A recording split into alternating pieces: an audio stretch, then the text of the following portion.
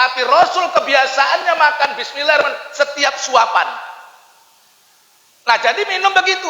Dilarang Rasul kita minum bernapas. Kan ada orang sambil minum gluk gluk gluk gluk sambil bernapas di situ. Itu cara minum yang dilarang oleh Rasul.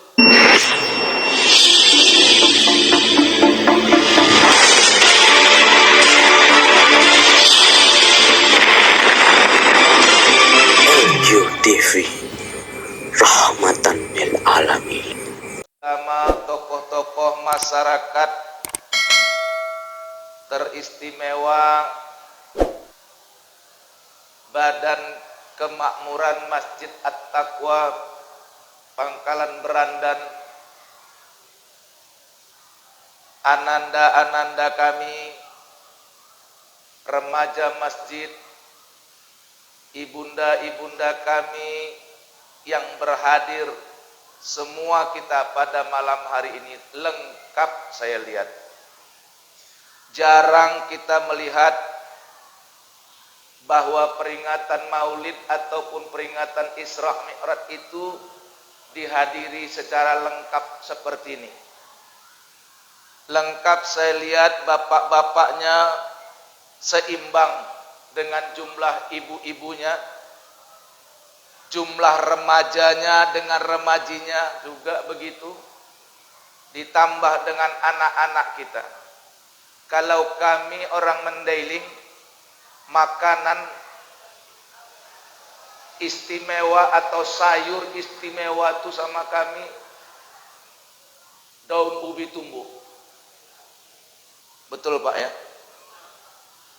Kalau orang mau buat daun ubi tumbuh atau sayur daun ubi tumbuh itu, bahan utamanya yang pertama daun ubi, bahan keduanya santan atau kelapa.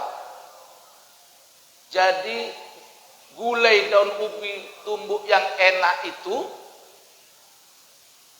kelapanya yang tua supaya banyak santannya, dan daun ubinya yang muda. Bercampurlah daun ubi yang muda tadi dengan kelapa yang tua, barulah lemak rasa gulai daun ubi tumbuh tadi. Nah, ini begitu juga. Saya tengok tadi panitianya anak-anak muda. Alhamdulillah, PKM-nya pun anak muda juga, tahun 80. 80. Betul. Kata Nabi, tanda-tanda orang munafik, satu, orang yang tidak memuliakan ulama. Walau dia kaya, walau dia punya jabatan, tapi tidak memuliakan ulama, itu tanda dia orang munafik. Satu. Tanda orang munafik yang kedua kata Rasul, orang muda yang tidak hormat kepada orang tua. Walaupun ilmumu lebih banyak daripada orang tua, hormati dia. Apakah dia ayahmu atau dia orang tua orang lain yang usianya lebih tua daripadamu, muliakan dia. Yang ketiga, tanda orang munafik juga kata Rasul adalah orang tua yang tidak sayang kepada anak muda. Alhamdulillah pada malam hari ini ketiga-tiganya tanda orang munafik tidak terdapat di Masjid At-Taqwa ini. Bukti pertama, saya belum ceramah udah dikasih makan. Kadang-kadang udah ceramah nggak makan-makan. Nah, itu tanda dimuliakan, Pak. Saya sampai datang, alhamdulillah, langsung dibawa makan, belum ceramah. Itulah enaknya jadi ustadz. Belum kerja udah diupah, dimuliakan. Alhamdulillah Pak. Yang ngajak saya, yang menyediakan, ibu-ibu yang mendonasikan uangnya tadi, semuanya untuk acara ini, Allah berkahi dunia akhirat, amin. Allah ganti dengan yang terbaik di sisi Allah. Yang tidak menyumbang saya sumpahi kaya. Amin. Kalau ustadz nyumpah itu yang positif. Satu kali imam besar Masjidil Haram Abdurrahman As-Sudais, orang tanya sama dia, kenapa Syekh bisa jadi imam besar Masjidil Haram? Apa jawab dia? Saya bisa jadi imam besar Masjidil Haram karena doa emak saya sejak kecil. Bukan karena bacaan saya lebih baik dari orang lain, bukan karena saya lebih pintar daripada orang lain. Tapi saya bisa jadi imam besar di Masjidil Haram karena doa emak saya sejak kecil. Kalau emak saya marah, dia iringi marahnya dengan doa. Kalau saya malas belajar, emak saya marah, iringi dengan doa. Ketika saya malas baca Quran, emak saya marah. Abdurrahman, jangan malas baca Quran, rajin baca Quran, biar nanti kalau besar kau jadi imam Masjidil Haram. Itu masih kecil Abdurrahman Sudais. Ketika dia nakal, namanya anak-anak, Abdurrahman jangan nakal, supaya kalau besar kau nanti jadi imam Masjidil Haram. Setiap mamaknya menegur, setiap mamaknya marah, selalu diiringi dengan doa. Inilah hikmah yang harus diambil oleh ibu-ibu. Marah anak kita kalau salah, tegur anak kita kalau dia berbuat tidak benar, tapi teguran dan marah iringi dengan doa, bukan dengan sumpah. Ini kadang-kadang kami orang Batak selalu kena sasaran saja. Sregar ini kan berdarah Batak. Sakit kadang-kadang hati awak nengok tetangga marah sama anaknya. Kami orang Batak nggak tahu apa-apa, anaknya pulang jorok, ingusnya keluar, malas mandi, malas sekali kau mandi, macam orang Batak. Awak nengok apa pula kena awak lagi. Pergi undangan, makannya nggak enak kayak masakan orang Batak. Pengantennya nggak ganteng, pengantennya jelek kayak orang, tak sumpahi kalian kaya yang kayak gitu. Janganlah, ya, nggak boleh. Kita boleh memberikan suku itu kepada orang, diajarkan Nabi. Berikanlah gelar yang baik kepada orang. Kalau di satu tempat namanya ada 2 atau 3, untuk mengenalinya, maka nisbahkan ke nama ayahnya. Contoh, ada 2 orang bernama Ani. Ani mana? Nisbahkan ke ayahnya. Ani Nurdin. Berarti Ani anak Pak Nur. Ani mana? Ani Faisal. Ani anak Pak Pai. Tapi biasanya kebangsaan kita ini, orang Indonesia pada umumnya, itu lebih cenderung membuat gelar cacatnya orang. Ani mana? Ani pesek. Nggak boleh.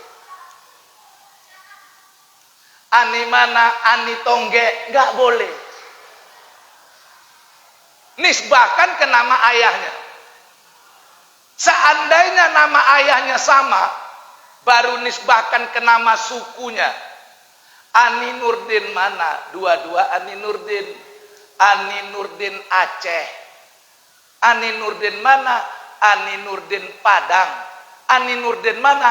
Ani Nurdin Jawa. Sebutlah orang itu namanya yang menyenangkan dia, jangan yang menyakitkan dia. Itulah salah satu akhlak Rasulullah.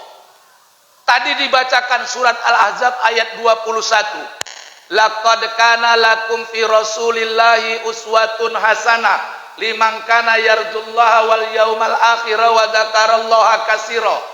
Sungguh pada diri Nabi terdapat suri tauladan yang baik bagimu, yaitu bagi orang-orang yang mengharapkan rahmat Allah, orang-orang yang mengharapkan rahmat pada hari akhir, dan orang-orang yang banyak zikir. Yang pertama kata Allah, Nabi itu suri tauladan yang baik, uswatun hasanah. Nabi Muhammad, aku tak minum dulu boleh enggak kira-kira? Boleh enggak?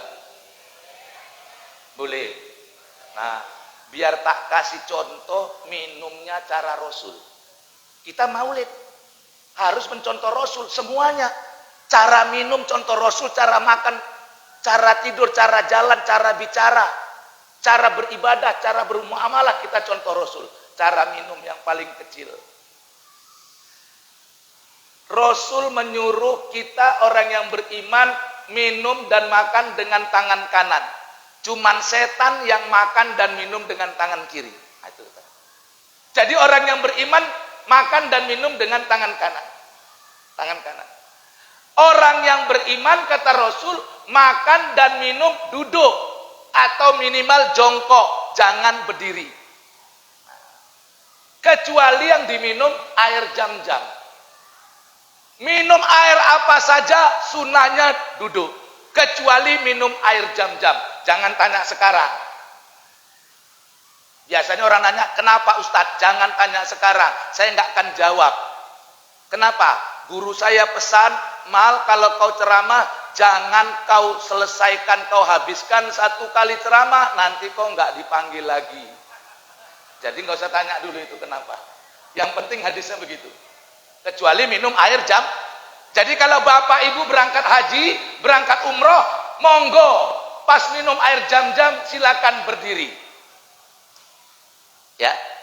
Kalau minum yang lain duduk atau jongkok. Makan dan minum tidak membatalkan wudhu, kecuali yang dimakan daging onta. Stop, jangan tanya kenapa. Pada malam hari ini tidak ada pertanyaan, aku mau cepat pulang.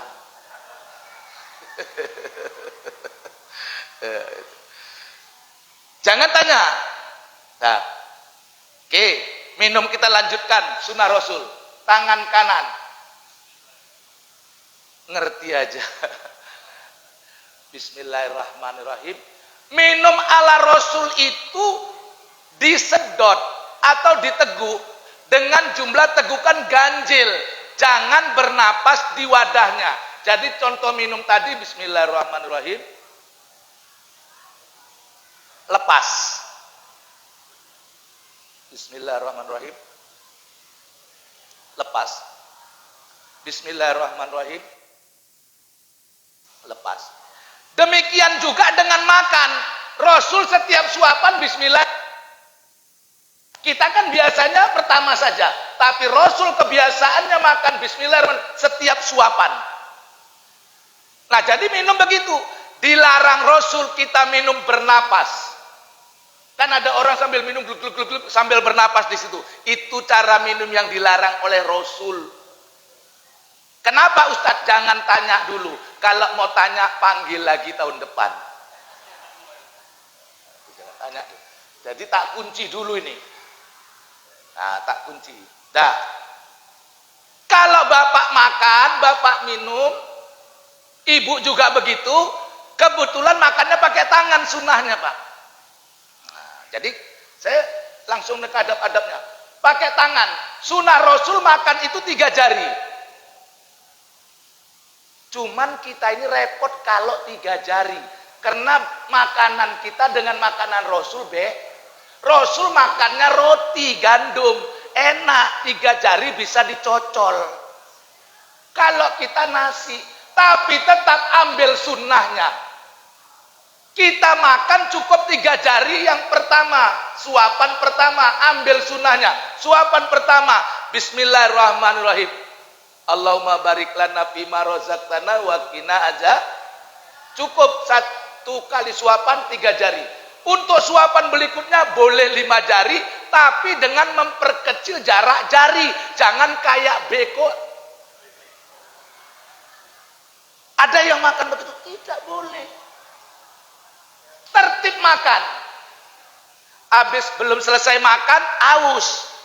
Nek bahasa Inggrisnya ngelak. Kan ada ngelak ya Pak ya. Bahasa Inggrisnya harus ngelak.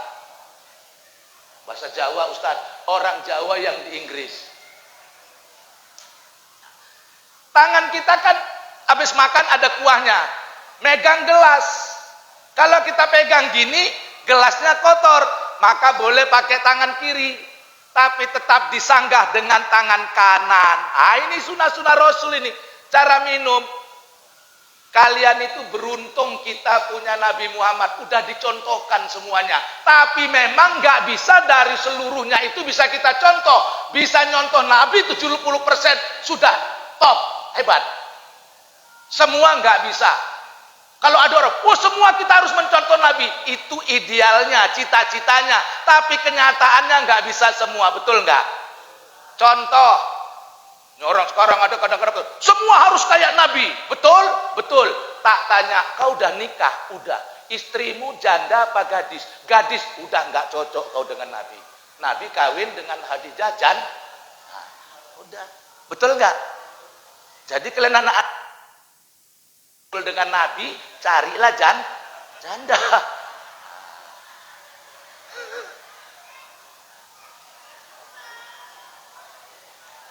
Nabi kawin nikah dengan Khadijah umur Nabi 25 tahun, Khadijah 4. Kau nikah umur kau 25, istrimu 13. Nggak cocok. Jadi begitu kalau mau betul-betul. Nggak gampang. Cuman Pak sekarang ini kadang-kadang maaf ya, banyak juga orang yang dalam hal ini kadang-kadang terlalu lebay juga. Berlebih-lebih. Lah misalnya Pak berlebih-lebihan apa? Kalau ijab kabul itu banyak saya tengok orang tersiksa waktu mau nikah lupa. Karena dipaksa mesti satu napas. Betul ya? Di sini sama kayak di Medan. Ijab kabul disuruh wajib satu napas, sehingga yang enggak satu napas disuruh berulang-ulang. Sebenarnya tidak ada dalil Quran dan hadis yang menyuruh kamu nikah satu napas. Nikah itu boleh satu napas, dua napas, tiga napas, yang penting bernapas. Kalau kau paksa satu napas, sementara yang mau nikah sakit bengek, 13 kali hari raya Dayak nggak selesai. Betul nggak? Jadi Ustadz, sahkah nikah orang yang ijab kabul nggak satu napas? Sah. Ini supaya bapak-bapak harus cerdas. Itu gunanya manggil Ustadz Jamal dari Medan ini. Jauh-jauh aku dipanggil. Reneng opo-opo sing digawa Bali ngangge opo? Tadi katanya Siregar. Iya, ini kan Siregar Siregar Batak, Jabat Jawa Batak. Si Jabat, Siregar Jawa Batak. Betul. Sah. Aku nikahkan kepadamu anak kandungku Sri Rahayu, maharnya 100.000 rupiah tunai. Karena dia ini anak muda,